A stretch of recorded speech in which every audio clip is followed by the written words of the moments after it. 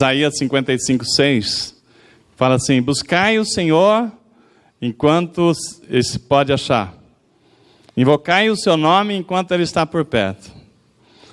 E essa palavra, ela é muito presente, né, para nós hoje, por quantas coisas estão acontecendo nesse mundo, não é isso? Como o irmão Sidney começou também abrindo o culto, refletindo aí naquilo que está acontecendo de tragédia nesse mundo afora, né? E inclusive no Brasil, né? Depois da gente ver aquele atirador lá nos Estados Unidos que, de um alto lá de um prédio, tirou a vida de mais de 50 pessoas, né? Então, você vê uma maluquice muito grande. Da onde aquele homem tirou uma ideia tão, assim, uma maldade tão grande de se preparar para exterminar vidas de pessoas. Não foi assim, um momento em que ele ficou louco. Não, ele já vinha arquitetando aquilo. Aí você vê aqui no Brasil, lá, aquele acidente na creche, aquela tragédia, não é acidente, né? Que aquele homem também, do nada, ele faz aquilo onde foi tirando a vida de crianças, a professora. Então, a gente vê muitas coisas acontecendo, famílias desestruturadas, muitas coisas terríveis acontecendo, e como nós precisamos de Deus.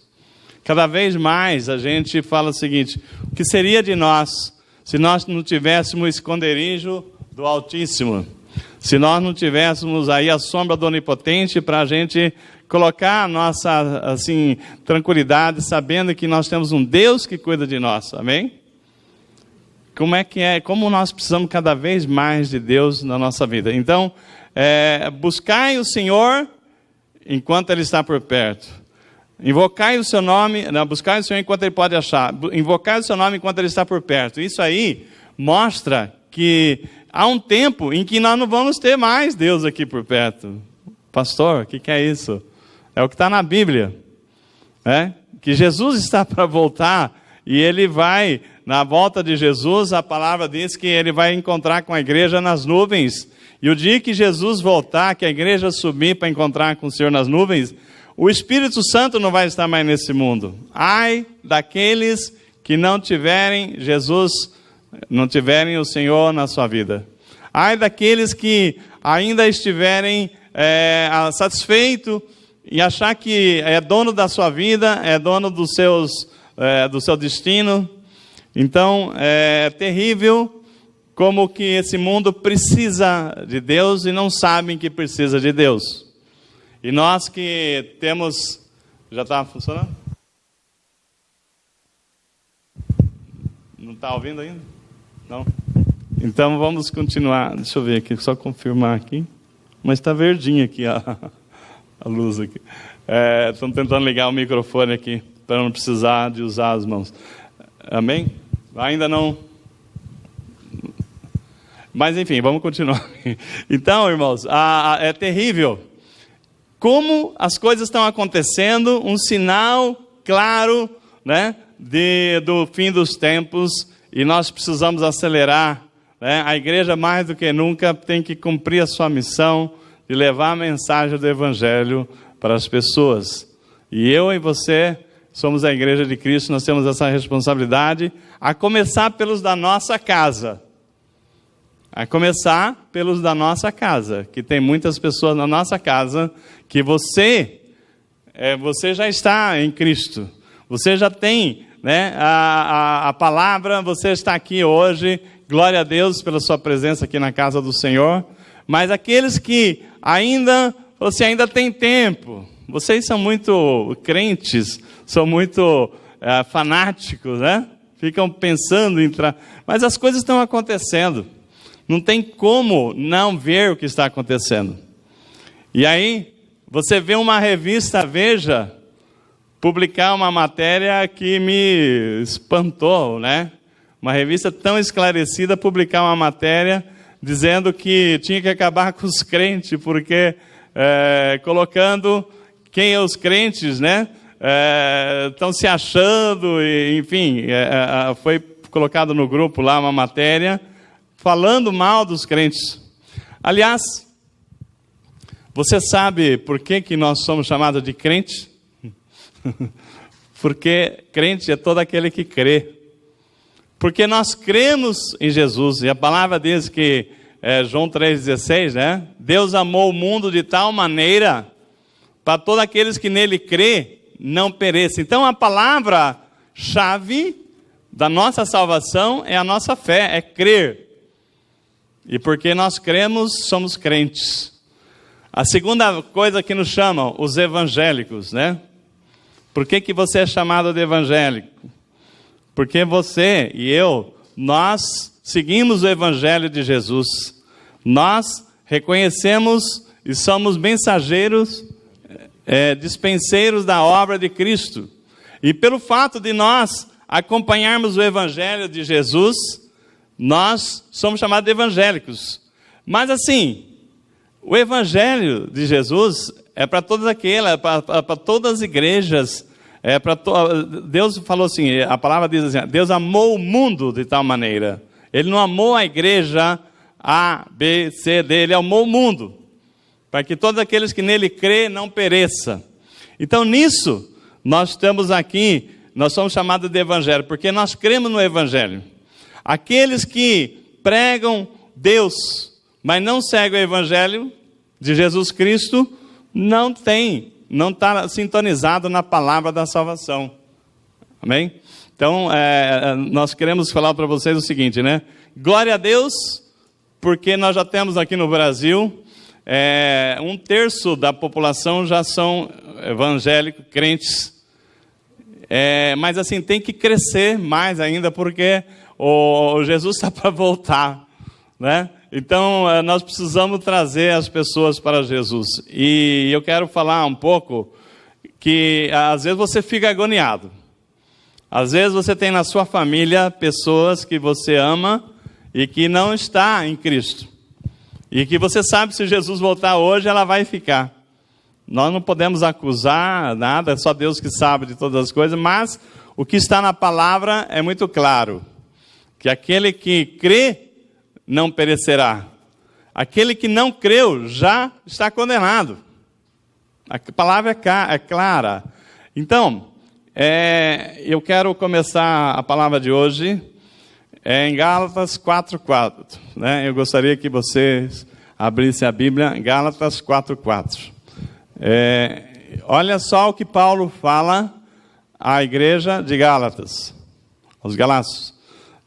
Fala o seguinte: vindo a plenitude dos tempos, porém a plenitude do tempo, Deus enviou o seu Filho, nascido de mulher, nascido da lei, para resgatar o que estava sob a lei, a fim de que recebêssemos a adoção de filhos. Vamos repetir. Vindo, porém, a plenitude do tempo, no tempo em que se completou tudo aquilo que Deus tinha preparado, Jesus veio. Deus enviou seu Filho, nascido de mulher, nascido sob a lei, para resgatar o que estavam sob a lei, a fim de que recebêssemos a adoção de filhos. Então, só para vocês entenderem, quem estava sob a lei, quem está ainda sob a lei, ele não consegue cumprir a lei. Nós já pregamos sobre isso aqui. Pelo fato de que a lei, você tem que cumprir mais de 500 mandamentos. Você lembra de 10, né? Mas se você ler a lei, tem muitas coisas que, se você pisar fora, você já descumpriu a lei. Se você descumprir a lei num pedacinho assim, você já descumpriu totalmente a lei. E aí, nisto, você está em pecado, você já está condenado. Aí Jesus veio para cumprir a lei no nosso lugar, e todo aquele que nele crê está salvo. Então a Bíblia diz, ele veio para resgatar o que estava sob a lei, que era o povo de Deus, que acreditava na lei, mas ele falou assim, olha, agora a lei é o amor. Então amar a Deus sobre todas as coisas, amar o próximo como a ti mesmo, e nisto sereis salvos. Então, Jesus veio na plenitude do tempo, no tempo certo, de Deus. Nascido de mulher. Por que nascido de mulher? Porque a mulher foi concebida pelo Espírito Santo. Então não é nascido de homem e mulher. Fala só nascido de mulher para destacar que ele é filho de Deus. Para quê? Para resgatar aqueles que estavam sob a lei, porque o homem não tinha condição nenhuma de cumprir a lei. As pessoas que não têm Jesus não conseguem cumprir a lei, estão condenados. Por isso Jesus veio. E a nossa missão, nisto, nós fomos adotados como filhos. Então nós somos filhos de Deus, porque a palavra em João diz que todo aquele que nele creu, Deus o poder de ser chamado filho de Deus. Irmãos, eu queria começar a mensagem de hoje, é bem interessante, que o Senhor me inspirou aí para nós falarmos. Então, na plenitude do tempo, Deus enviou Jesus, nascido de mulher, nascido sob a lei, porque ele nasceu no tempo da lei, né? A lei já estava dada para o povo de Judá, para os judeus, para resgatar o que estava sob a lei. Tinha um propósito dele ter vindo ali, e nos dar a adoção de filhos. Agora, eu e você, nós somos nascidos da nossa mãe, né? Nascimento natural, não somos aqui só de Jesus, que é nascido de Deus, né? A mãe de Jesus foi concebida pelo Espírito Santo, não é o nosso caso, mas nós somos nascidos de mulheres, né? Naturalmente, mas nascido de novo. Jesus nasceu sobre a lei e nos deu a condição de nós nascermos de novo. E quando nós nascemos de novo, a palavra diz que nós nascemos da água e do Espírito, e nós somos então uma nova criatura. Nós deixamos de ser homens e mulheres carnais para ser homens e mulheres espirituais, tá bem? E nisto nós estamos no plano da salvação. Agora, Deus fez isso com um propósito. Jesus veio na plenitude do tempo, no tempo certinho, que Deus programou que ele viesse. As pessoas estavam esperando o Messias já há quanto tempo?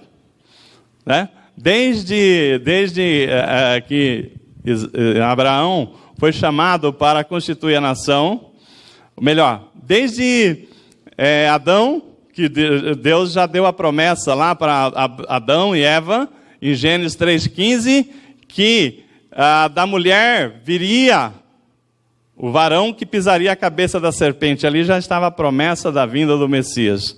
Mas o povo só foi ter consciência disso a partir do momento que Deus convocou um povo para si. Chamou Abraão para constituir uma grande nação. Mas, irmãos, nós, Igreja de Cristo, nós fomos nascidos de mulher, nascidos de novo. E a partir do momento em que nós nascemos de novo, nós começamos uma etapa com um propósito. Qual é o propósito? Que nós fôssemos então o dispenseiro do Evangelho de Jesus Cristo, para levar a palavra para as pessoas, para vir para Cristo antes que seja tarde. Tá bem? Então, tem um propósito muito especial. E eu queria dizer para vocês o seguinte, eu estava refletindo, né? Eu trouxe umas fotos que vamos estar mostrando aqui, que são os mapas. Gabriel, vê se você consegue colocar a primeira, que é do Império Romano. Quando Jesus veio, na plenitude do tempo, quando o ciclo de tempo se completou, que Jesus veio, nós vimos ali um momento especial. Se Jesus tivesse, naquela época que ele veio, a comunicação era precária. Mas Jesus veio num momento, na plenitude do tempo, no tempo que Deus escolheu para que ele viesse. Aqui predominava o Império Romano. Tá? Esse é o mapa do domínio do Império Romano, na época em que Cristo veio. O Império Romano, ele conquistou uma grande parte do mundo. Você vê o seguinte, que ele chega até aqui, vamos lá, tem várias fotos aqui, eu vou querer uma só. Do Império Romano é essa aqui, ó. Você consegue? Bom, a gente vai olhar essa aqui, depois a gente olha. Está duplicado, não tem problema não. Vamos olhar aqui. Olha só. Nós vimos aqui o norte da África, a Ásia e a Europa. Olha a abrangência do império, da conquista do Império Romano, né? Nesse momento. Você fala assim, pastor, aqui que tem a ver uma coisa com outra. Nessa imensidão conquistada por Império Romano, Jesus veio aqui na Judeia. Nasceu em Belém, né? E foi criado ali em Nazaré, por isso é Jesus o Nazareno. E ali foi semeado aquilo, na plenitude dos tempos, foi semeado o princípio da nossa salvação aqui, que ele tinha um corpo, né? Vamos pensar o seguinte, o Império Romano, ele tinha alguma coisa em comum, né? Porque todas aquelas terras era conquistada por Roma, por isso o Império Romano. Aquelas pessoas todas estavam subjugadas a um comando. Portanto, você não tinha barreiras. Esse reinado aqui não poderia criar problema, porque tudo isso aqui era de um dono só, do Império Romano. Então, o Evangelho se multiplica nessa imensidão dessa região, o norte da África, a Ásia e a Europa, né? Alcançando todo esse povo aqui. Então, nisto, Jesus chegou ali. Se fosse hoje, seria tão mais fácil, né? Com a mídia, a internet, o WhatsApp, para poder falar de Jesus. Mas será que as pessoas receberiam o Messias? Você aceitaria ele como Deus, o próprio Deus? Eu sou o Messias? Né? Então, nesse tempo aqui, irmãos, na plenitude do tempo, Jesus chegou. E ele começou o seu ministério com 30 anos de idade. Jesus nasceu, a palavra diz que ele ia crescendo em formosura e na estatura do varão perfeito, mas somente com 30 anos de idade que começou o seu ministério. Então teve a plenitude do tempo para Jesus chegar na Judeia, mas também teve o tempo para começar o seu ministério. Eu queria dizer para você, que na plenitude do tempo eu e você nascemos, e por isso nós estamos aqui hoje.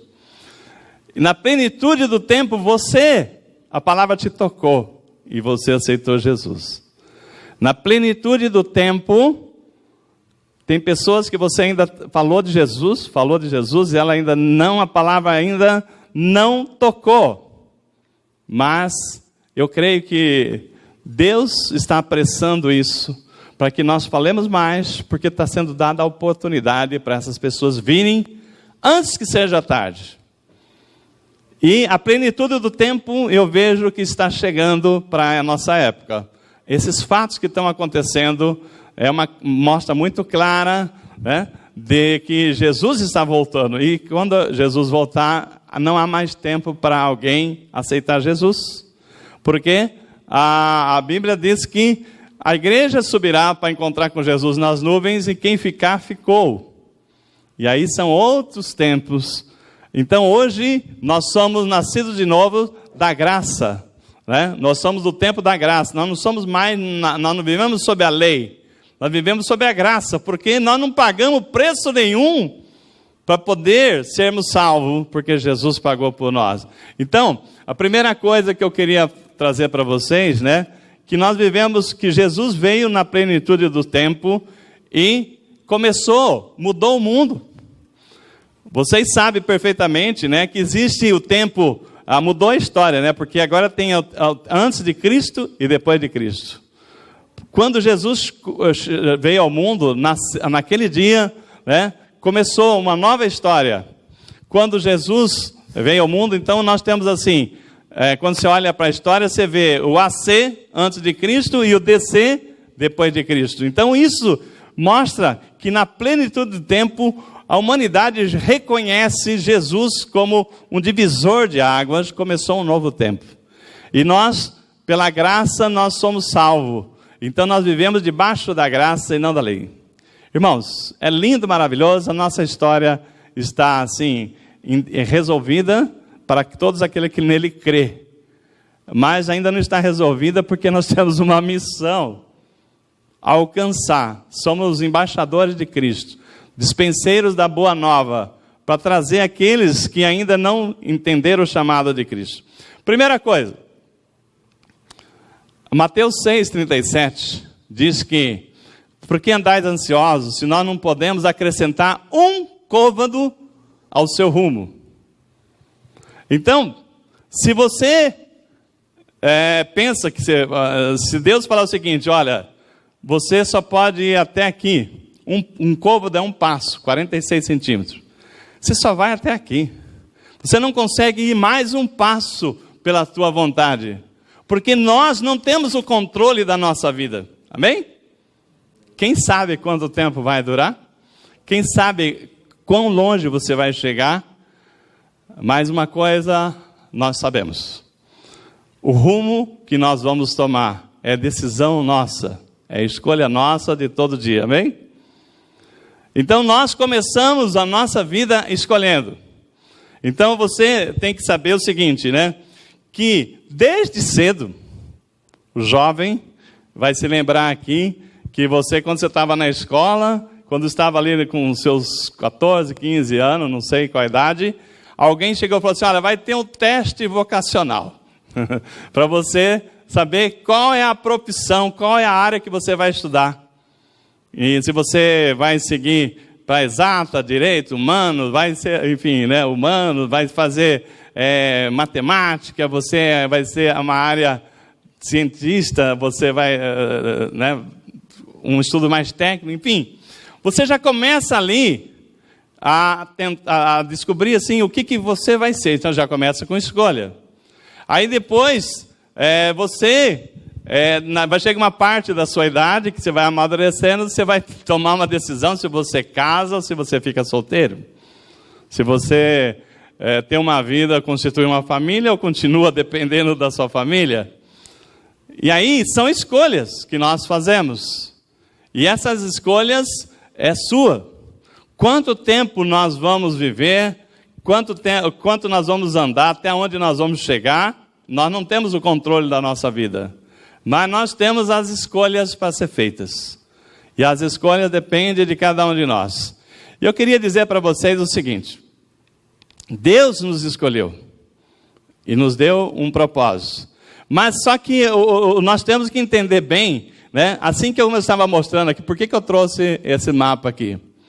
Que eu queria mostrar hoje na palavra, um tempo em que Deus chamou um povo, criou a igreja primitiva ali, que os seguidores de Jesus, que nós somos seguidores de Jesus, e a nossa missão é seguir os passos de Jesus, e vendo aquilo que os apóstolos fez, para nós aprendermos com ele, aquilo que Deus espera que nós façamos como igreja, e também na sua vida pessoal, para você entender como é que os apóstolos, eles tomavam decisões, como é que eles resolviam, no momento assim que não tinha a Bíblia, não tinha a palavra tão preparada que nem nós temos.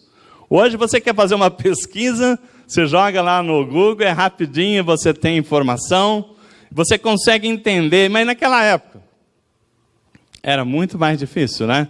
Então eu queria dizer para você, irmãos, que nós temos escolhas a fazer na nossa vida. Nós não conseguimos controlar a nossa vida, mas nós temos escolhas a fazer. E nessas escolhas que você tem que fazer, tem escolhas que é muito importante, que vai mudar toda a sua história. Por exemplo, eu lembro quando uma coisa você fala assim, a primeira coisa, você vai casar, ou você vai constituir uma família, ou você vai continuar solteiro. Segundo, com quem você vai casar? Também é uma escolha, não é verdade? Você não é obrigado a casar com o primeiro que aparecer, ou com a primeira que aparecer. E aí, depois que você escolher com quem você vai casar, onde você vai morar? Também é uma escolha, né? Qual é a profissão que você vai seguir? Você já teve que resolver lá na escola, onde você ia estudar. Então, nisto, eu quero dizer para você o seguinte, né? Depois que você faz toda essa parte, você resolve a sua vida, tomando as suas escolhas, que você escolhe se você vai constituir família, se você vai continuar solteiro, se você com quem você vai casar, onde que você vai morar, o que você vai ser, qual o alvo, os seus sonhos. A hora que a sua vida está resolvida, direcionada, Deus fala assim, agora tenha a segunda parte da história, que chegou a plenitude do tempo para você. Uns pode ser menos, né? Mas assim, em tese, né? Você falou assim, agora você resolveu os seus assuntos, você é um escolhido entre muitos, para nós trazermos outros para Cristo.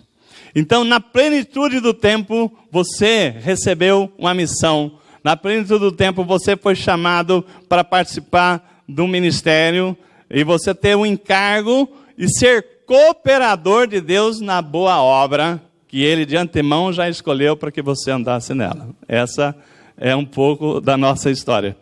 Então, eu queria começar então falando assim, que Deus, como é que você toma todas essas decisões? Com quem que eu vou ser? No que eu vou estudar? Né? Olha, onde eu vou morar?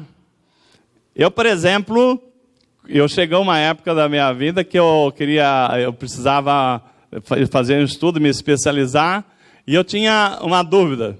Eu não sabia se eu me aprofundava para ser advogado ou economista. E eu tinha dois chamados, né? Eu gostava muito tanto da área de direito como da área de economia. Mas aí, acabou que eu me enveredei para ser um economista. Aí eu tinha que escolher aonde que eu ia morar. Aliás, se eu ia casar. Eu decidi casar. Aí a dona Páscoa, minha sogra está aqui, ela se lembra do dia que nós chegamos lá, vamos marcar o casamento, hein? Resolvi, né? Quantos anos já, dona Páscoa? 40 anos. Né? Escolhi a minha amada aí para casarmos. Só que eu escolhi morar não em Pompeia, escolhi morar em Campinas, né? O pessoal lá ficou, poxa vida, né? Vamos sair daqui de perto da gente. E aí, Campinas, depois Belo Horizonte, Rio de Janeiro, São Paulo, Osasco. Chegamos aqui, aonde Deus já tinha preparado. Mas assim, quantas escolhas não teve que fazer? Aqui, vocês que estão presentes, quantas escolhas vocês não tiveram que fazer e chegar aqui? Mas tem hora que essas escolhas é cruel. Tem hora que você tem que fazer uma escolha e você está numa dúvida muito grande.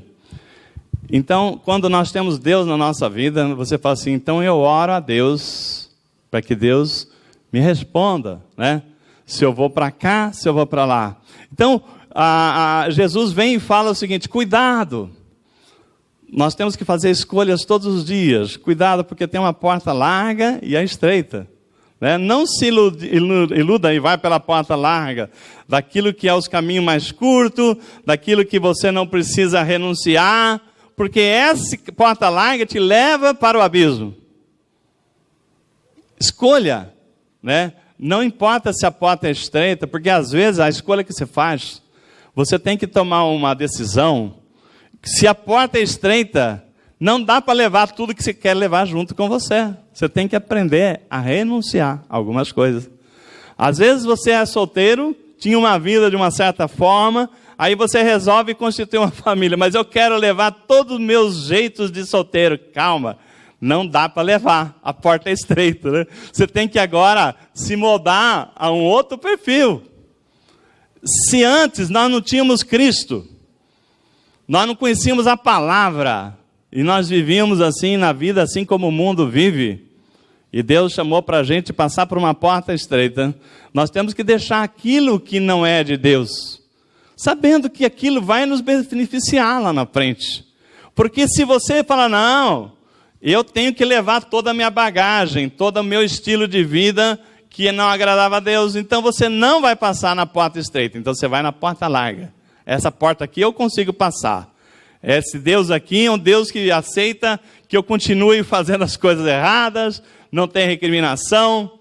Então, nós fomos chamados, mas só que chega uma hora, você tem que decidir. E Deus tem falado na nossa igreja, dias após dias, de situações para nos mostrar o caminho. Por isso Jesus fala... Gente, sábado eu fui fazer uma visita lá em Sorocaba. Uma família, né, não vou citar aqui o nome, o Aldo estava comigo. Olha, cada hora entrava uma pessoa da família com um tipo de problema. Entrava um que era assim, o outro que era assado. Eu falei, meu Deus, como a família precisa de Deus. Como é que precisa de Jesus? E só uma pessoa lá, 2 pessoas estavam firmes no Senhor. E eu falei, olha, vocês são os responsáveis para trazer Jesus para o resto. Porque está todo mundo perdido. Coisas assim, um jovem de 18 anos, né, arrumou uma namorada com 2 filhos, né? Então, tudo bem, não estou dizendo, né, se é o destino, se Deus preparou aquilo lá para ele ser bênção, mas assim, um problema daqui, um outro resolvendo um problema de lá, e a gente percebe quantas pessoas confusas e fazendo escolhas que, se você falar, será que é isso mesmo que Deus quer para a sua vida? Quantas pessoas precisam de Deus? E nós que temos Deus na nossa vida, temos a palavra, nós temos que aprender como é que nós nos guiamos através da palavra. E Jesus vem e fala, eu sou o caminho, né, a verdade e a vida. Então, como que o mundo aí fora precisa de conhecer Jesus, trazer a direção para a sua vida? E quantas coisas vai se resolver se nós tivermos Jesus na nossa vida? Então eu queria, as pessoas estão assim, pedindo a Deus, aí começa a mensagem de hoje. Senhor, o que eu faço? E aí, Senhor, né? E agora? Como é que eu ando? Qual a decisão? Mas as pessoas às vezes ficam tristes porque não ouvem a resposta de Deus. E às vezes quando você ora e não ouve a resposta de Deus, você às vezes acaba tendo uma situação, fica frustrada. Deus não está ligando para mim, Deus esqueceu de mim. Ou depois dessa frustração vem um momento de angústia. Não, eu é que não estou, Deus está falando com certeza, porque Deus não falha. Eu é que não estou ouvindo, porque eu sou tão errado, estou tão torto, que eu não consigo ouvir a voz de Deus. Irmãos, como é que funciona quando você fala e não ouve a resposta de Deus? Então eu queria trazer aqui umas passagens do apóstolo Paulo que vai nos mostrar quando você ora e não ouve a resposta de Deus. Por quê? Por que nós não estamos ouvindo a Deus? Eu queria dizer para você que Deus fala conosco até no seu silêncio, amém? Até quando Ele está calado, Ele está falando conosco. Eu quero lembrar aqui, né? Tem uma palestra que eu assisti do professor Marins, é muito antiga essa palestra, já deve ter uns 15 a 20 anos, quando eu estava no Bradesco. E ele trouxe uma palestra para a diretoria do banco, que ele falava o seguinte, o professor Marins, ele é um antropólogo, a família dele é de Sorocaba. A mãe dele, não sei se ainda é viva, na época morava em Sorocaba. E ele falava assim para a mãe dele, né, ele foi visitar a mãe dele lá em Sorocaba, e falava assim, mãe, São Paulo está difícil de morar lá. É um trânsito que não se aguenta, é assalto, a mão armada, é um atropelamento danado. Aí a mãe dele falou assim, vem para cá, meu filho, vem aqui em Sorocaba aqui então, eu te arrumo um quarto aqui. Mas mãe, o serviço está lá em São Paulo, né? As minhas oportunidades de ganhar dinheiro estão em São Paulo, então vai para lá, meu filho, né? Mas a coisa está ruim, então vem para cá. Então, a conclusão que ele fala na palestra dele, ele falou assim, quem tem dó de angu não cria cachorro, né? Ou seja, nós já sabemos a resposta ao que nós precisamos. Por que você está falando? Quantas vezes nós estamos falando coisa para Deus que nós já sabemos? A mãe dele falou assim, olha, então vem para cá. Não, mãe, o negócio é lá. Então vai para lá. Muitas vezes nós estamos falando, pedindo coisas para Deus, respostas para Deus que nós já sabemos. O detalhe é que nós não queremos, assim, assumir aquilo que precisa ser feito. Então eu queria trazer aqui umas passagens bíblicas que nós vamos falar do apóstolo Paulo, para vocês entenderem, né, quando o apóstolo começou o seu ministério, a primeira viagem, né, é uma viagem para Troade, né? Passa uma outra foto depois dessa aí, a viagem para Troade, vê se consegue uma segunda foto. Ó, Troade está aqui, né? O apóstolo Paulo, eu vou ler uma passagem, vocês vão ler comigo uma passagem que está lá em 1 Coríntios, em Atos 16, no livro de Atos 16. Olha só o que Paulo fala. Ele fala assim no verso 6, atravessaram a região frágil Gálata, mas foram impedidos pelo Espírito Santo de anunciar a palavra na Ásia. Então a Ásia está aqui. A região Atro, Gálata, estava aqui. Ele atravessou toda essa região aqui, porque ele sai de Tarso, né? A viagem dele, ele sai da Antioquia. Paulo é Paulo de Tarso, porque ele morou aqui em Tarso. E ele atravessou toda essa região da Ásia, mas a Bíblia diz que ele foi impedido pelo Espírito Santo de ministrar a palavra na Ásia. Está aqui no verso 6.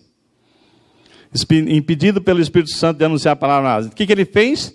Chegaram perto de Mísia, tentavam ir para Bitínia, mas o Espírito de Jesus não permitiu. Então, ele estava aqui, ele tentou ir para uma cidade que chamava Bitínia, mas não conseguiu. O que ele fez? Desceu para a Ásia, né? Ele desceu aqui para Troade. E eles chegaram lá em Troade, a palavra diz que, quando chegaram, então passando pela Mísia, desceram para Troade. Já chegaram lá à noitinha, e Paulo, a palavra diz assim, de noite Paulo teve uma visão, e nela, em pé, um homem da Macedônia suplicava, vem para a Macedônia ajudar-nos. Quando ele teve essa visão, logo procurou para partir para a Macedônia, concluindo que Deus nos havia chamado para anunciar o Evangelho. Irmãos, olha só. Paulo, ele tinha um chamado. Paulo é o discípulo que teve um chamado para levar o Evangelho para os gentios. Pedro é o discípulo que é conhecido porque o ministério de Pedro, João, né, Tiago, era falar com os judeus. Pastor, explica melhor essa história. Na época, tinha os judeus que seguiam a lei, e todo aquele que não eram judeus era chamado de gentios. Certo? Muito bem. Então, aqueles que já tinham conhecimento da lei, quem foram os discípulos que tinham um chamado para ministrar na vida deles? Pedro, Tiago, João. Paulo foi chamado não para falar com os judeus, mas com gentios, pessoas que nunca quiseram saber de Deus, não estava debaixo da lei, não conhecia a lei. Muito bem, então Paulo, ele está nessa região aqui, que não tem a influência da Judeia, e Paulo, ele começa aqui em Tarso, né, que ele é de, a região dele lá mais forte, que ele atua ali na Grécia, em Creta, né, aqui Coríntio, né, tal, mas assim, ele sai e vem e começa o ministério dele aqui nessa região. A palavra diz que ele tentou levar o evangelho para a Ásia, mas o Espírito Santo não deixou. Ele tentou ir para a Bitínia, o Espírito de Jesus não impediu. Aí falou assim, bom, então vamos descer para Troade, né? E ele desce aqui para Troade. Aí, tá tarde, vamos dormir aqui, a gente vai ver o que a gente vai fazer. E Paulo, então, teve uma visão noturna em que vem um homem da Macedônia. Macedônia está aqui, né? A região da Macedônia, Tessalônica, está na Macedônia. Para ir para a Macedônia, para poder levar o evangelho para lá. Pergunto, né? Um discípulo, ele tinha um chamado, falar para os gentios. Ele tentou ir para cá, o Espírito Santo falou, não é para cá. Ele tentou ir em Bitínia, foi também impedido. Aí ele desceu para Troade, vamos dormir naquela cidade mais próxima para a gente ver para onde nós vamos. Aí Deus falou com ele num sonho, vai para Macedônia. E foi ele para Macedônia. Qual é a conclusão que eu queria trazer para vocês dessa passagem? Primeiro, que Paulo tinha um chamado. Ele sabia que ele tinha que levar o evangelho. E ele não estava parado. Quando você não sabe que você tem um chamado, você não sabe a importância que Deus tem para você, você fica parado. Quando você sente esse chamado na sua vida, você vai atrás. Tenta para lá, não dá, tenta para cá, não dá, até que Deus fala assim, é para cá, meu filho, né? É ali que eu quero você. Eu queria testemunhar uma coisa muito interessante. Quando eu e a minha esposa começamos o ministério que chegou aqui nessa igreja, que é o Casados para Sempre. Assim que nós tínhamos feito um curso de Casados para Sempre, como alunos, nós ministramos outro curso em Campinas e simultaneamente um em casa. Terminou aquele curso que Deus deu a direção para a gente fazer. Aí eu falei, bom, agora nós já somos, né, mestres no curso. Vamos levar esse curso para frente, porque nós tínhamos esse chamado queimando no coração, né? E aí, irmão, foi muito engraçado. E a minha esposa conta isso e dá risada até hoje. Primeira coisa, eu passei vergonha. Por quê? Eu falei assim, bom, esse ministério, né, é novo, Deus deu esse ministério para nós. Falei assim, vamos levar numa igreja bem suntuosa, né? Aí nós fomos na igreja, na IEV, né? Porque o pastor presidente era vice-presidente do Bradesco, né?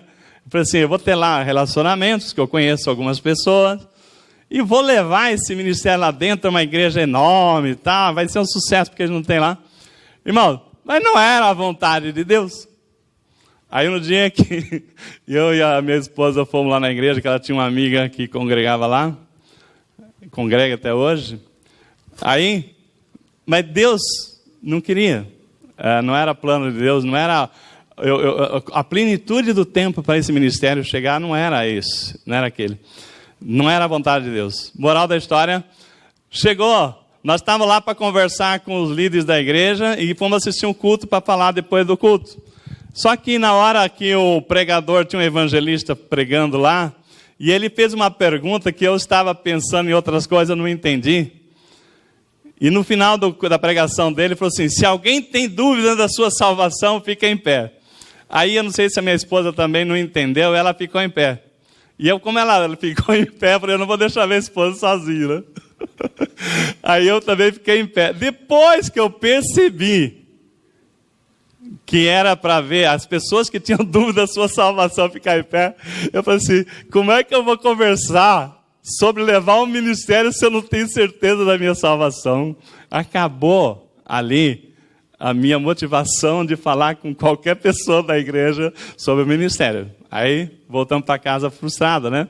Porque eu achei que eu ia lá, né? Vou levar aquele ministério para aquela igreja que eles não tinham e tal. Aí eu falei, bom, vou fazer do meu jeito. Aí não sei se foi no domingo ou no outra semana, eu falei assim, né? A minha esposa levou um susto, né? Porque eu saí de casa cedo, porque eu sentia a inspiração de passar de porta em porta na rua de casa, chamando as pessoas para uma reunião em casa, para falar do ministério. Eu vou montar um grupo na rua de casa, tem tantas famílias que precisam ser alcançadas aqui, e esse curso é maravilhoso, e eu vou chamar essas famílias para tomar um café em casa, comer um bolinho, e montamos um grupo e vai ser um sucesso. Ah, tá. Fomos de porta em porta, aliás, não fui. Aí a minha esposa, cadê meu marido? Né? Ela falou para Lília, você viu seu pai? Não. Aí, Rodrigo, você viu seu pai? Não. Eles já acharam que eu tinha sido arrebatado. Sumiu. Aí eu estava fazendo visita, casa por casa, perguntando se as pessoas queriam vir em casa. Eu moro ali no número tal, fazer uma reunião. Ah, tudo bem, tudo bem.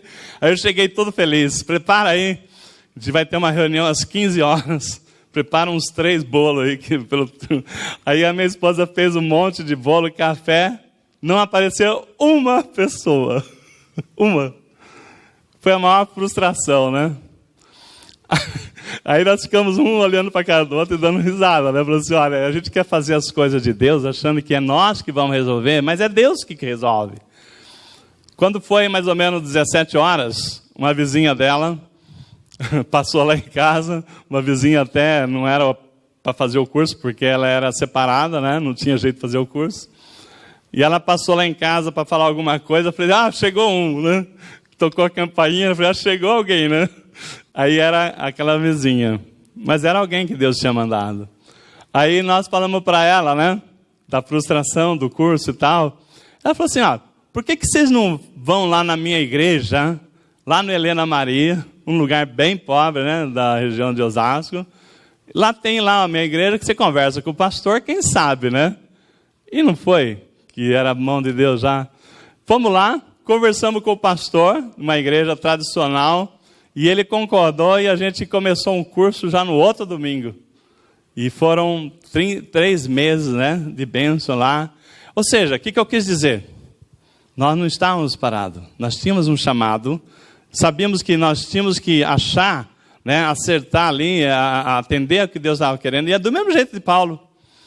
Paulo, ele tentou, por um lado, o Espírito Santo impediu. Tentou para o outro, o Espírito de Jesus falou, não vai. Aí dormiu lá, entrou, e o Espírito Santo trouxe uma visão para ele. Vá para a Macedônia, é lá que nós estamos precisando. Então, a primeira coisa que nós aprendemos aqui com Paulo, né, que Deus já te deu um chamado.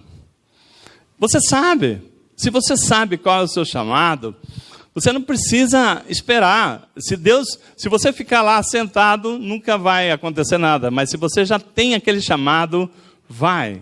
Se você bater na porta que não é aquela, Deus vai falar assim, essa não. Você vai encontrar aquilo que Deus espera que você seja próspero, né? Uma segunda coisa que nós vemos aqui, está em Romanos. Romanos 15, nós vamos ver aqui uma passagem bíblica que está no livro, na carta de Paulo aos Romanos. Romanos 15. Olha só o que nós vamos ver aqui em Romanos 15. A Bíblia diz o seguinte, vamos ver aqui do verso 18 ao 27.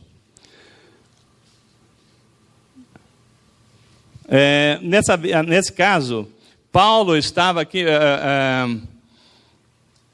Vai mais uma foto para frente.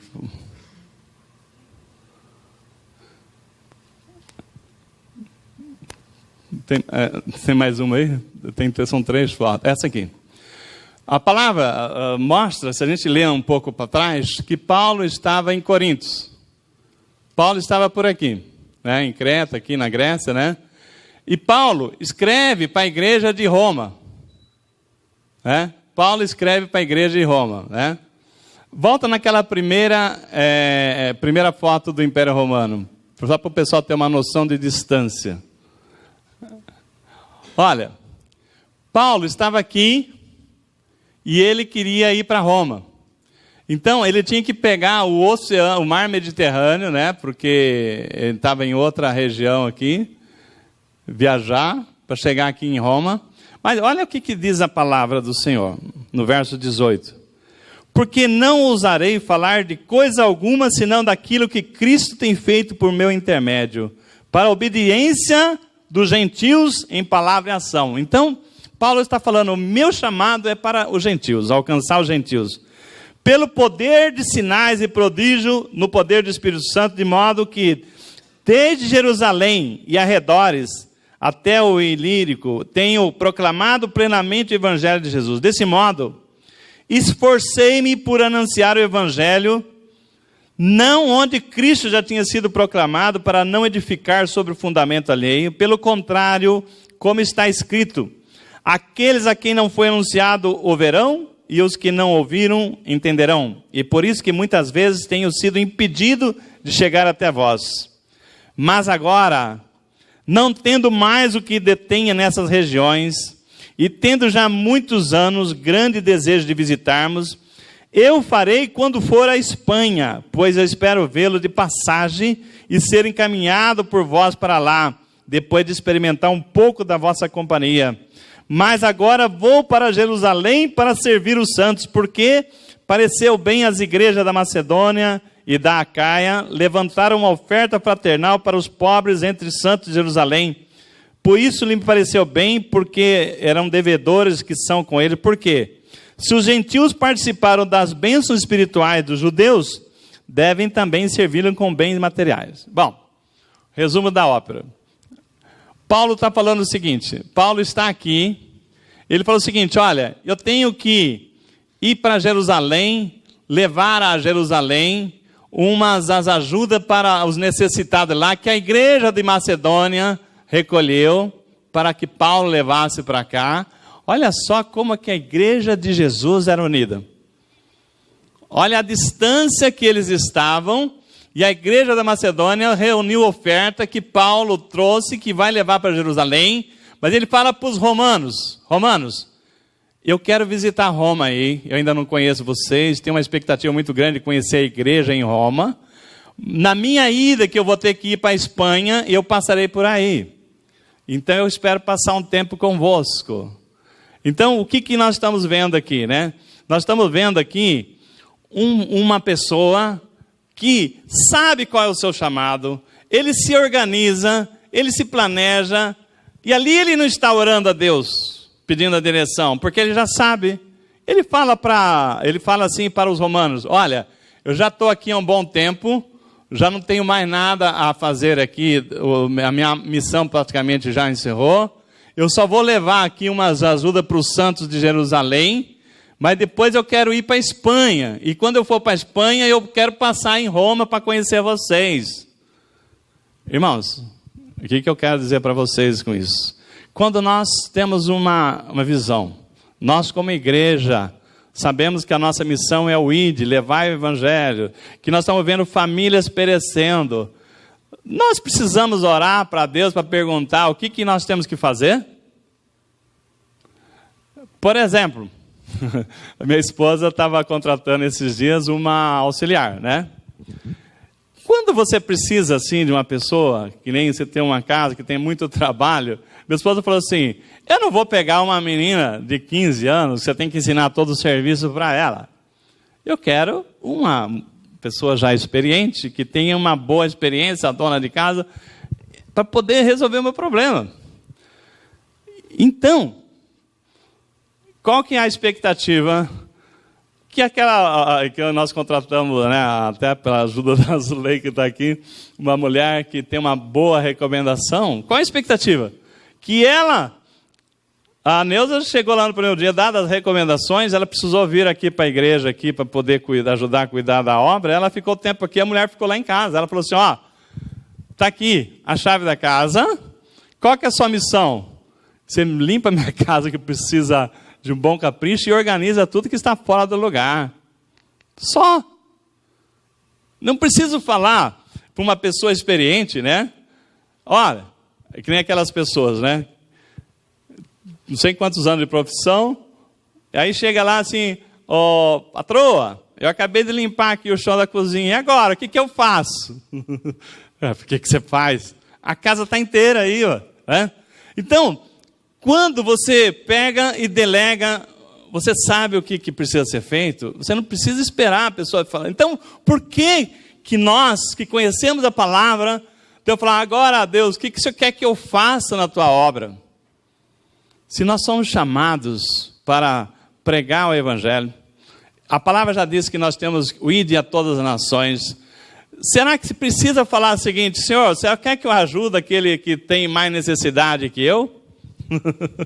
Você acha que Deus vai responder uma coisa que você já sabe? Você acha que Deus vai responder se você tem um chamado, Deus já falou que o ministério é esse, que você, olha, o Senhor confirma esse ministério?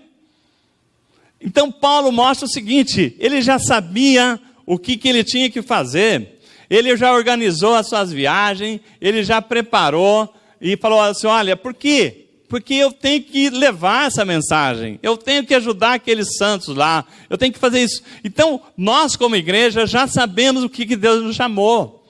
Nós não precisamos orar, perguntar, Senhor, será que eu devo, né, buscar a santidade? Será que eu devo ser fiel? Será que eu devo... Irmãos, isso nós estamos sabendo. Então, aquilo que você está orando, que Deus já te falou, e você já conhece pela palavra, Deus não vai te responder. Não vai responder porque você já sabe, né? Então, nisto que nós aprendemos com Paulo, né, nessa segunda caso que nós destacamos, é como aquela mulher experiente, que ela já sabe o que tem que fazer. Por que tem que perguntar o que eu faço agora, né? Então, também Deus nos deu essa missão. Então, tem pessoas que falam, será que eu devo fazer uma ajuda àquele que está necessitado? Aí uma vez o irmão Sidney publicou uma mensagenzinha, que eu achei muito oportuno, que está lá em Tiago 4,17. Tiago 4,17 diz assim, aquele que sabe fazer o bem e não o faz, nisso está pecando. Não é isso, Sidney? Eu vou repetir. Aquele que sabe fazer o bem. Aquele que Deus já deu um chamado, ajudar no sopão, ajudar aqui ou ali, ajudar uma pessoa que ele pode ajudar com uma orientação, com uma oração, com participar de um projeto social, e não faz, nisso ele está pecando. Olha só. Então, muito espetacular, né? A palavra de Deus. Então, se você já sabe, Deus está falando, o que vocês estão esperando? Que eu mande um decreto novo, né? Não virá mais nenhum profeta, porque Jesus é o alfa e o ômega, ele é a última palavra, né? O terceiro caso que eu queria falar para vocês aqui nessa ministração, está em 1 Coríntios 16, muito interessante também. Paulo, 1 Coríntios 16, de 5 a 7, é uma passagem aqui que Paulo, no seu ministério, ele fala o seguinte, depois, pode mudar de imagem, vai para a segunda imagem.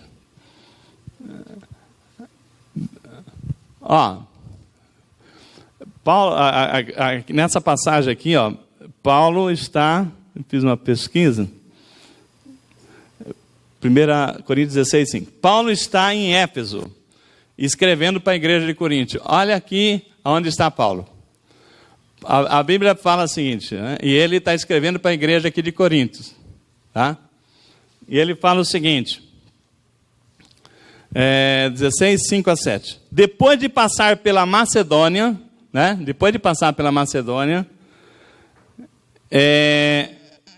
Talvez... Por onde eu tenho depois de passar pela Macedônia, por onde eu tenho que passar, irei até vós. Então, Paulo está aqui em Éfeso. Fala, eu vou ter que passar pela Macedônia, depois eu vou descer até Corinto. Tá? E ele fala o seguinte, talvez me demore convosco algum tempo, ou até mesmo passe o inverno aí, a fim de que me encaminheis para onde eu for. Pois dessa vez não vos quero ver apenas de passagem, pelo contrário, espero ficar convosco algum tempo, se o Senhor o permitir. Ficarei, porém, em Éfeso até o Pentecoste. Por quê? Porque me foi aberta uma porta grande e promissora e há muitos adversários. Então, irmãos, Paulo está falando o seguinte, olha, eu estou aqui em Éfeso, tenho que passar pela Macedônia e depois eu chego aí. Eu queria estar indo já aí, mas me foi aberta uma porta muito promissora. Uma oportunidade para ele pregar o evangelho para pessoas lá que Deus, né, permitiu. Ele abriu uma porta lá promissora e ele falou o seguinte, houve muita resistência. O inferno se levantou para ele progredir e falou assim, e agora sim é que eu vou ficar.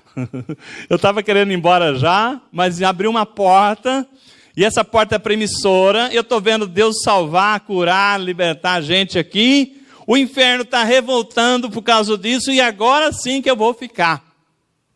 Isso é que é a visão, né, de fazer a obra de Deus.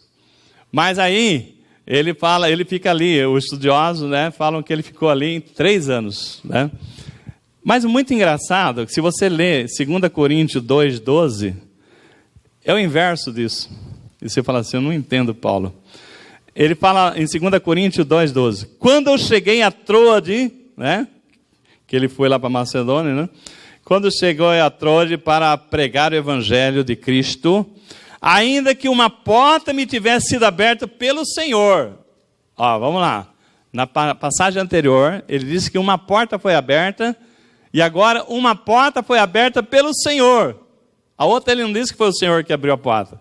E essa ele disse, uma porta me foi aberta pelo Senhor. E aí, ele disse o seguinte, não tive descanso no meu espírito, pois eu não encontrei ali o meu irmão Tito. Assim, despedindo-me deles, parti para a Macedônia. O quê? Paulo está dizendo o seguinte, que lá ele ficou 3 anos. Uma porta que tinha sido aberta, mas ele não fala que era aberta pelo Senhor. Agora, ali, que uma porta foi aberta pelo Senhor, ele não sentiu paz de espírito, ele falou assim, eu fui embora, parti. Aí, você fala assim, mas eu não acredito. Então ele quebrou a cara, né? Porque Deus abriu uma porta para ele levar o evangelho, de repente tinha ali 1000 pessoas para serem salvas, e ele partiu. Mas então ele quebrou a cara. Aí olha o que fala aqui. Assim despedindo, parti. Mas graças a Deus, no verso 14, que em Cristo sempre me conduz em triunfo e por meio de nós manifesta em todo lugar o aroma do seu conhecimento. Então, Cristo sempre o conduz em triunfo, então ele não quebrou a cara. Pastor Gai, como é que faz então? Ele não é uma contradição de Paulo? Uma porta aberta pelo Senhor para ele fazer a obra e ele deixou 1000 pessoas. Por quê? Porque ele diz que não teve paz de espírito, porque ele esperava encontrar lá seu irmão Tito e não encontrou. Então ele deixou 999 para atender foi, né? E não foi isso que Jesus falou? Que o bom pastor, ele deixa 99 ovelhas para socorrer uma? Então, a gente começa a aprender com Tito, ou melhor, com Paulo, a seguinte situação. Prioridade. Embora tinha uma porta muito ali importante que Deus tinha aberto para ele, ele não sentiu paz de espírito, ele foi embora, porque ele tinha que resolver um assunto, porque ele foi ali para encontrar seu irmão Tito e ele não estava lá. E ele falou assim, eu tenho que achar, o que aconteceu com Tito? Tito não é uma pessoa de furar. Alguma coisa aconteceu. Arruma outro para pregar para essas pessoas aí, que eu estou indo resolver o problema de Tito.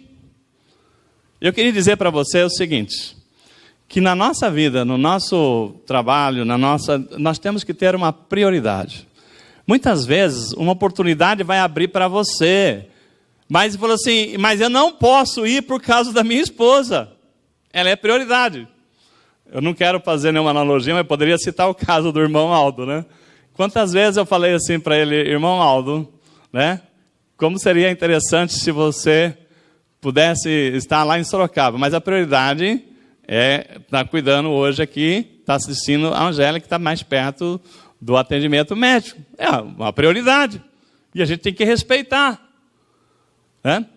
Então nós temos que entender, às vezes, uma porta se abre, mesmo que seja de Deus, mas tem uma prioridade, você tem princípios, tem coisas que tem que ter valor mais importante. Por exemplo, olha, eu não posso, eu tenho uma responsabilidade lá no meu emprego, eu não posso abandonar o meu patrão, o meu chefe, né? É uma prioridade. E que ele falando em prioridade, eu vou falar o que eu aprendi. Não é bíblico, não está escrito lá na Bíblia, mas é uma coisa que eu aprendi em termos de uma hierarquia. E eu sempre ensinei isso no curso Casado para Sempre. Primeiro lugar, Deus da sua vida. Depois, a família. Depois, o emprego. Depois, a igreja. Depois, você. A não ser que você seja um profissional, um remunerado da igreja. Aí a igreja é o seu emprego. Por quê? O primeiro lugar nosso é Deus. Se você colocar o emprego na frente da família, você perde a família. E o que adianta você ter um emprego sem família? Não, de repente alguém fala o seguinte: olha, eu tenho um emprego maravilhoso, mas você tem que sair daqui para o México, né? Mas a minha família não pode, eu vou ter que largar minha família, vai. Não. Não é? Não é uma coisa para se pensar? Se você não sabe o que é a prioridade, muitas pessoas largam a família. Né? Em primeiro lugar, Deus. Em segundo lugar, família. Terceiro, emprego, porque o homem tem que trabalhar. A igreja não vem na frente do emprego, não. Porque se você largar o emprego por causa da igreja, como é que você vai sustentar a igreja? Né? Porque você tem uma participação com o seu dízimo, com a sua oferta. É lógico que não é abandonar a igreja por causa do emprego também, porque você tem que conciliar. Mas a prioridade, né, que Deus coloca para nós é Deus, a família. Né? Depois nós temos que pensar no emprego. Então tem coisas na sua vida que você tem que ter uma ordem. Porque senão você tem que tomar uma decisão para que lado que eu corro. Para que lado que eu corro. Então Paulo sabia muito bem. Ele tinha uma prioridade. Ele falou assim: olha, eu não tive paz de espírito. Por isso eu não fiquei. Falando em paz de espírito, eu queria que você abrisse comigo uma passagem que está lá na carta de Paulo aos Colossenses 3, 15 a 17. Você viu que nós estamos assim, né, numa ordem bem interessante. Começamos em Atos, Romanos, Coríntios e agora Colossenses 3, de 15 a 17. Olha o que é que Deus fala para Paulo, através dessa carta aqui, sobre paz de espírito. Olha o que nós temos que aprender aqui. Paulo fala assim, no verso 15: a paz de Cristo, para a qual também foste chamado em um só corpo, domine em vossos corações e sede agradecidos.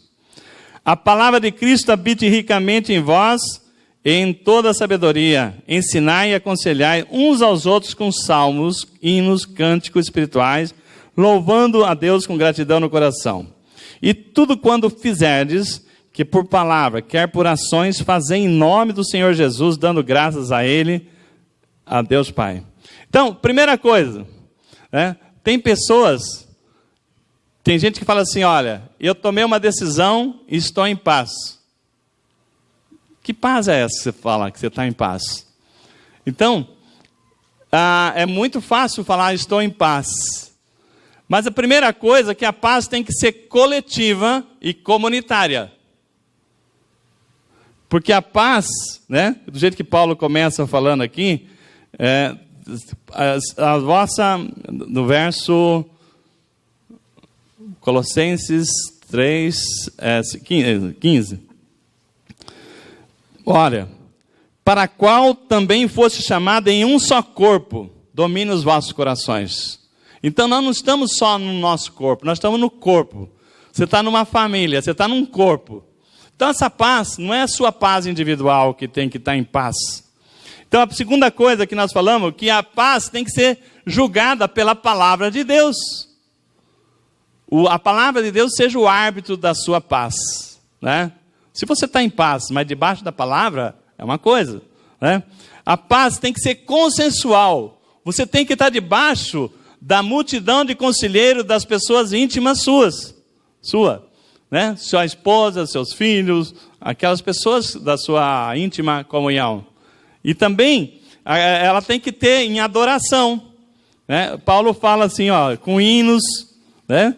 Você está cantando, está em paz, mas você está adorando a Deus. Aí a pessoa fala o seguinte: eu estou em paz, eu tomei uma decisão, não volto atrás e estou em paz. Eu falei com Deus e estou em paz. Tá, né? Aí você fala assim, o pastor fala pro membro assim, olha, tomei uma decisão, falei com Deus e não volta atrás. Tá resolvido, tá decidido. Vamos fazer tal coisa aqui, né? Aí o irmão lá do conselho fala assim: mas pastor, o senhor falou com a diretoria e o pessoal da diretoria estão de acordo?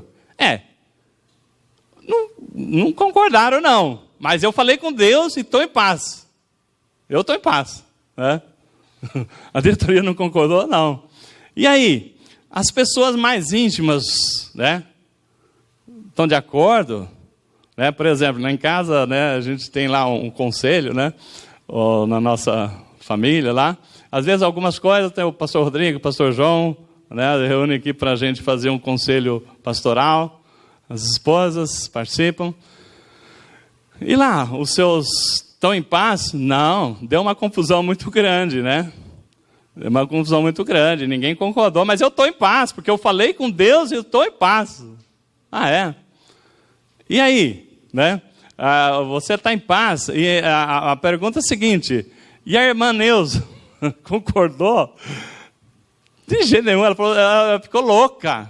Mas antes ouvir a Deus do que agradar a Deus do que a esposa. Eu estou em paz, eu falei com Deus, estou em paz. Mas você tem certeza que você está em paz? Você vai conseguir orar e dar graças a Deus e falar, Senhor, estou fazendo isso em nome de Jesus? Ou melhor, você está também de acordo com a palavra? Não, a palavra, eu tive que pular uma parte lá que a palavra confronta, mas eu estou em paz, o resto está tudo direitinho. Irmão, quantas vezes a pessoa não fala que está em paz, passando por cima de todo mundo? Então não está em paz. Por isso que a palavra de Deus aqui está falando assim, Paulo está falando que a paz de Cristo, né, vamos ler de novo, para a qual também foste chamado, em um só corpo, domine em vossos corações e sede agradecidos. A palavra de Cristo habite ricamente em vós. A palavra de Cristo tem que ser o árbitro. Se você está em paz, mas está fora da palavra, não tem paz, não. Você está sendo enganado por você mesmo. Se as pessoas do seu redor estão provocando uma confusão, ninguém está concordando, você acha que só você está certo? Uma multidão de conselheiros, todo mundo falando, não faça isso, você vai quebrar a cara, que vai dar errado. Então, é muito fácil a pessoa falar, estou em paz, falei com Deus, mas essa paz é comunitária, né? As pessoas da sua família estão todo mundo junto com você.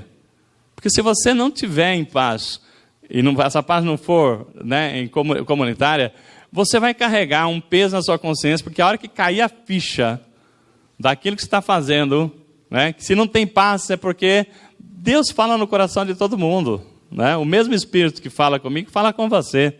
Muito mais numa decisão que vai pesar na sua casa, na sua família. Né? Irmãos, então, quando Deus não responde, o tema de hoje é, quando Deus não responde, faça o que tem que ser feito, mas não passe por cima da palavra, não quebre os princípios da harmonia, não faça aquilo que vai trazer uma coisa, porque não é de Deus. E você não precisa perguntar para Deus se você deve roubar um banco, porque Ele já falou há muito tempo atrás que não é coisa para ninguém fazer. Então não adianta consultar a Deus aquilo que está fora da vontade dEle, da palavra dEle, que você já sabe, Ele não vai te responder. Então, o que nós estamos falando? Para nós encerrarmos aqui, né? Só para fechar aqui aquelas passagens de Paulo aos Coríntios, Coríntios 16:7, ainda Paulo encerra com a seguinte colocação ali, né? 1 Coríntios, volta um pouquinho lá, 16:7, ele fala o seguinte, pois dessa vez não quero ver apenas de passagem, pelo contrário, espero ficar convosco algum tempo, se o Senhor permitir. Amém? Ele é a palavra final. O homem faz planos, mas a palavra final vem da boca do Senhor. E para nós encerrarmos aqui essa mensagem de hoje, abra comigo Josué 3. Aliás, desculpa, Josué. Nada a ver. Provérbios 3. Provérbios 3. Provérbio 3, nós vamos ver do verso 5 e 6. Provérbio 3, 5 e 6. Confia no Senhor de todo o coração e não no teu próprio entendimento. Eu vou repetir. Confia no Senhor de todo o coração e não no teu próprio entendimento. Reconhece-o em todos os teus caminhos e Ele endireitará as tuas veredas. Confia no Senhor e não no teu entendimento. Irmãos, quando nós achamos que nós somos o tal, para que eu vou perguntar para Deus? Mas sabendo que nós não sabemos, a palavra diz, Deus fala, o Senhor fala na palavra em Isaías 55 anos, eu é que sei, né?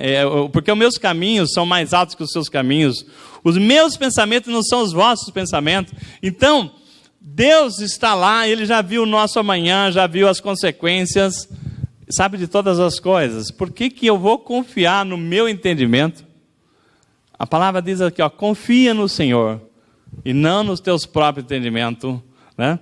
Então, no verso 6, reconhece-o em todos os teus caminhos e Ele endireitará as tuas veredas.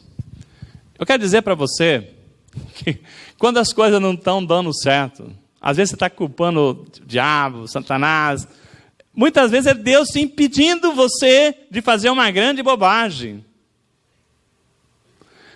Pensa que Deus é Deus e que, eu falei que era a última palavra, mas tem ainda Salmo 23, que vale a pena ler. Deus é tão misericordioso que Ele manda a misericórdia correr atrás da gente, para não deixar que nós façamos aquilo que não deve ser feito. Olha o que diz lá no verso 6, a penúltima frase. Bondade e misericórdia certamente me seguirão todos os dias da minha vida. Então Deus, Ele nos ama tanto, que quando a gente insiste em fazer uma besteira, Ele manda a misericórdia, vai lá, livra aquele irmãozinho lá antes que, né, ele vai ter que pagar um preço muito alto. As consequências vão ser muito doloridas. E às vezes Deus impede, assim como Ele colocou aquele anjo para impedir a mula de Balaão de prosseguir. Às vezes Deus impede coisa para você não fazer a besteira. Então, a palavra diz, confia no Senhor e não no seu próprio entendimento. E também ela fala o seguinte, reconhece-o em todos os seus caminhos e Ele endireitará as tuas veredas. Pensa que Deus não começou a trabalhar na sua vida hoje, que muitas coisas que estão acontecendo hoje, oportunidades que estão sendo dadas para você hoje, porque Deus já está trabalhando desde lá de trás, e na plenitude do tempo as coisas vão acontecer. Pensa quantas vezes você já teve um chamado, você já foi falado, e você sabe que é mão de Deus que te livrou de você fazer coisas erradas, e que Deus é fiel, mesmo nós não sendo fiel. Confia no Senhor, e não nos seus próprios entendimentos. Porque no momento em que você buscar esse entendimento no Senhor, na palavra, se você entender isso, irmãos, você vai entender que quanto nós precisamos estar mais próximos de Deus. Quanto nós precisamos conhecer melhor a Deus. Quanto nós não conhecemos aquilo que Deus está trabalhando na nossa vida, porque Ele tem um propósito. Assim como Ele mandou Jesus na plenitude do tempo, Ele mandou eu e você na plenitude do tempo. Hoje, na data de hoje, Ele está aqui falando essa palavra que já estava preparada, porque coisas importantes você precisava saber amanhã, para não tomar uma decisão errada. Para que você entenda que Deus, até no silêncio, Ele fala conosco. E não se desespere quando Deus não está respondendo, porque Deus já te falou. Você é que às vezes não quer entender que aquela mensagem que já foi falada aqui, se você pedir para o Espírito Santo te trazer a lembrança, né, aquilo que você precisa, Deus vai te trazer a lembrança. Agora Deus não vai te falar duas vezes o que Ele já falou, já te orientou. Então confia no Senhor e não no seu próprio entendimento.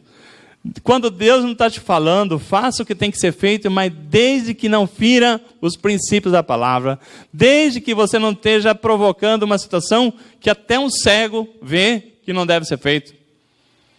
Veja que você está podendo dar graças a Deus por fazer aquilo? Você está conseguindo adorar o Senhor, mesmo tendo tomado essa decisão? Sim.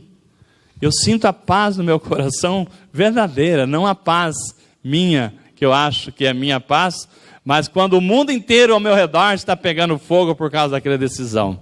Então, que o Senhor plante essa palavra no seu coração e que a gente possa confiar no Senhor e reconhecer Ele em nosso caminho, reconhecer que Ele não desgruda da gente, reconhecer que quando você busca o Senhor, Ele fala com você, seja através de sinais, seja através de pessoas, mas é só você entender que Deus não parou de falar conosco. Nós é que temos que trazer a lembrança que aquilo que nós não estamos tendo a resposta, Deus já respondeu para nós. E eu creio nisso, amém? Confia no Senhor e Ele vai nos abençoar, porque é essa a missão dele. E a palavra diz que a sua misericórdia nos alcançará, né?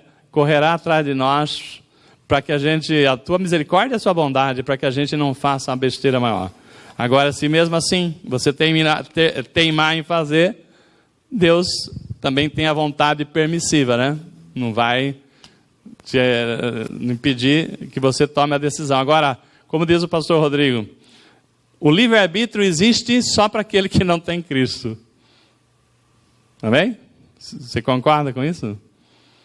Porque antes de Cristo, nós tínhamos o direito de tomar a decisão que nós queríamos. Ao homem foi dado comer do fruto ou não, e ele comeu do fruto. Mas ele não tinha Cristo. Mas quem tem Cristo, nós temos a graça, a direção do Espírito Santo de falar em nosso coração, não faça. Aquela luz acende, o alerta, perigo, você vai quebrar a cara. Aí você, se você é muito teimoso, você faz. Mesmo assim, o Senhor tem sido misericordioso em correr atrás de nós, mandar a misericórdia e a bondade correr atrás de nós, para evitar que a gente faça uma grande besteira, amém? Porque Ele nos ama. Fique em pé, vamos estar encerrando.